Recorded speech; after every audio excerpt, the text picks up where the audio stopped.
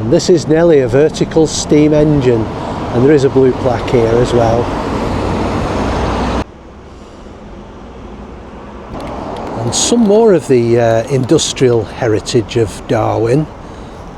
And this looks like it was the old municipal baths. It's now a modern sports centre. And this is a Spitfire memorial erected in 2012, donated by the Wet Group in recognition of the town's contribution during the Second World War. And this piece of equipment, situated on the main road, is called a cross-compound steam engine, introduced to Lancashire in about the 1850s. It's been renovated at some point.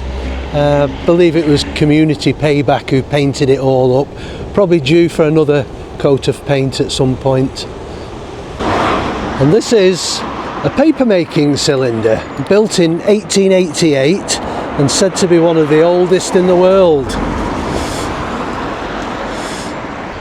And this relic is a wallpaper making machine.